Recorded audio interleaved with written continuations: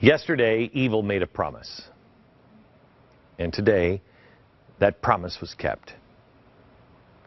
The gates of hell were opened up.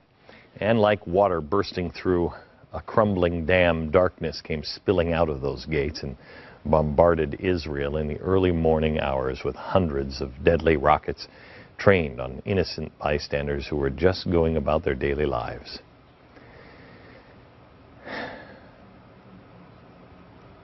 It has begun.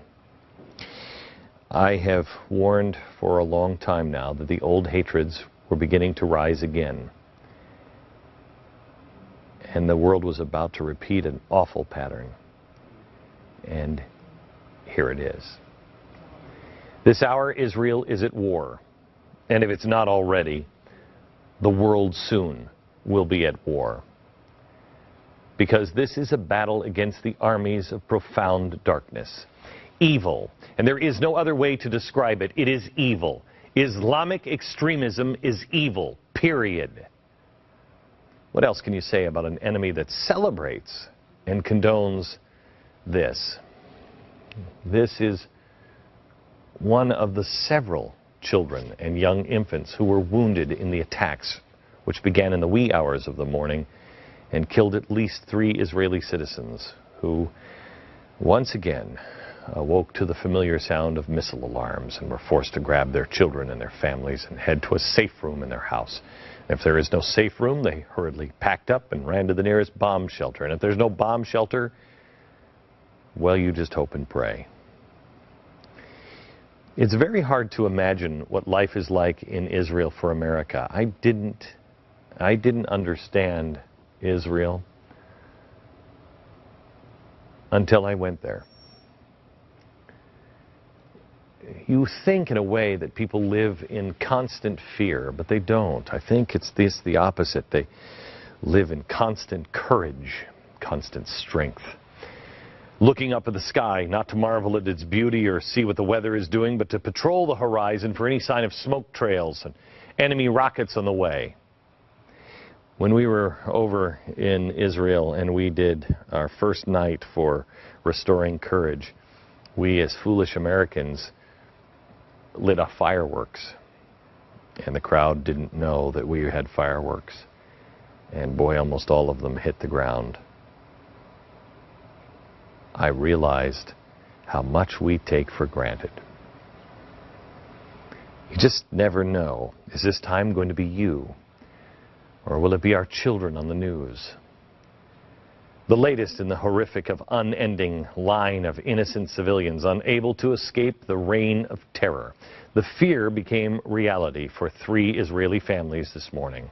In fact, you saw the headline. This is from CBS. Israel says 3 killed in rocket fire from Gaza after assassination.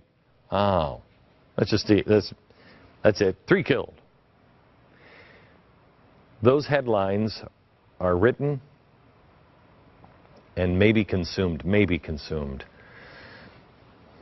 But nobody sees the people. Instead of reading the news, let me just tell the story of the 3 killed. Let's start with Wimiera. Wimiera and her husband Samuel. They just put their 4-year-old son and 2 little girls to bed last night. And they stayed up a while later before nodding off themselves. Wimiera, I would imagine, didn't sleep very well last night. After all, most pregnant women don't.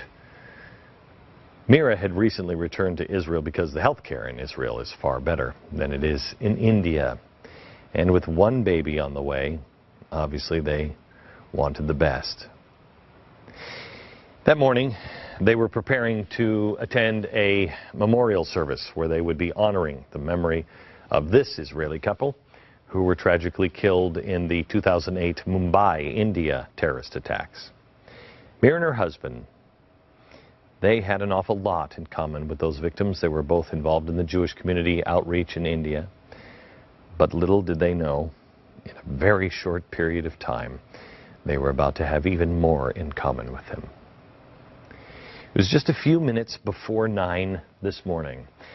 Every Israeli's worst nightmare became a reality for Wimiera and Samuel.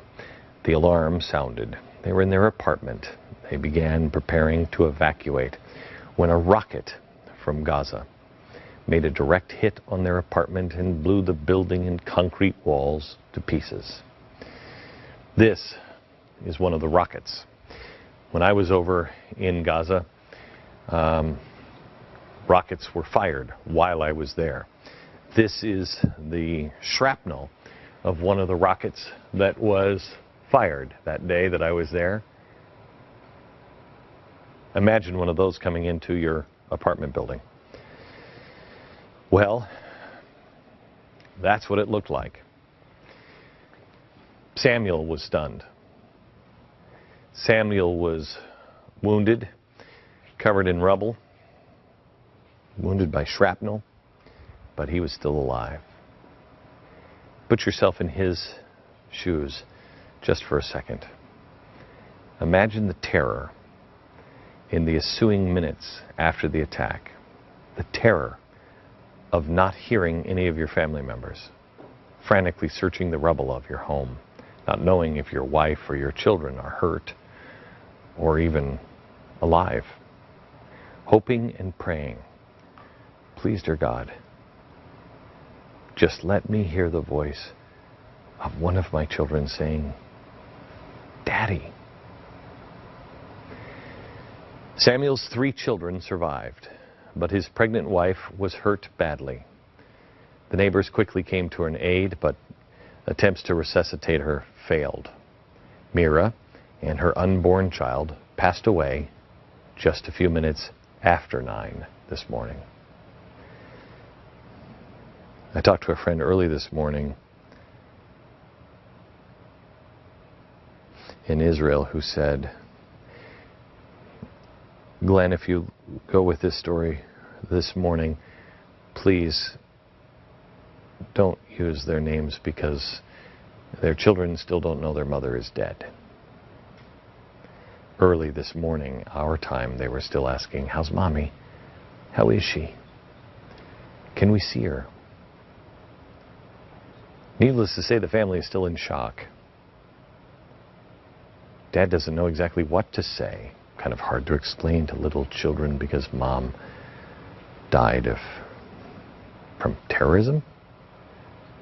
Who would want to kill Mom? Well, I'm sure you got the same story when you read the headline. Israel says 3 killed in rocket fire. I'm sure you've got the same thing. I love this. It says Israel says 3 killed in rocket fire from Gaza after assassination of Hamas chief Ahmed Jabari. The story kind of gives you the feeling that the 2 attacks bear some sort of resemblance. The Israeli attack that they're referring to is this: a precise strike on one car right there. One car, one guy, Hamas terrorist. We'll have more in a minute on him, but do you notice the difference? One side does a precise strike on a single car carrying a known terrorist from a designated terrorist organization, and the other side just haphazardly lobs unguided missiles into civilian neighborhoods.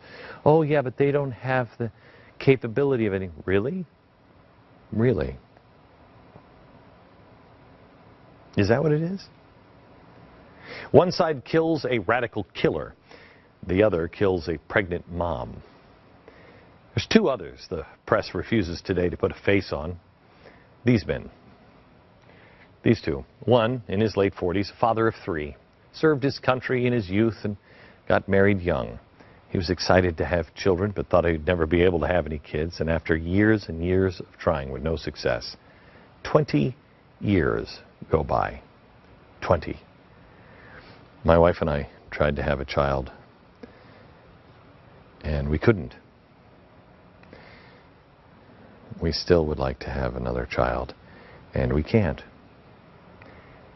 I know what it feels like. He went for 20 years. Then, 9 years ago, his wife became pregnant with twin boys. And 8 months ago, they were blessed with a little girl. He waited 20 years, all that time. He died last night. He won't see his boys grow up. He won't be there for them. Teach them. Show them how to be a man. Show them how to live with honor and integrity. He won't get to do what I did this summer with my oldest daughter, my second oldest daughter, walk her down the aisle. His daughter won't even have any recollection at all of her father. And the third victim was a 24-year-old with his entire life in front of him. His mom said today that he had a big heart and a great sense of humor. He was excited about building a house of his own, and he had just begun studying the Torah. An eye for an eye! Is it really? It's pretty clear this isn't an eye for an eye. And that's what the media attempts to portray it as. They have the entire story out of whack. They always have. It should be fairly obvious who's on the side of truth, yet Hamas pushed this picture of a dead child. I saw this morning and I thought, oh my gosh, look at that. Another dead child. It was all over social media today. The result of the Israeli strike. No, it's not. This picture is actually a picture from Syria. How do you know? Well, easy. Here it is. Syria's civil conflict in pictures. It's slide number 2 from a slideshow of Syria's civil conflict from October 16th. So how did that happen? Was he killed there? Or was he killed by Israelis a month ago in Syria? Lies.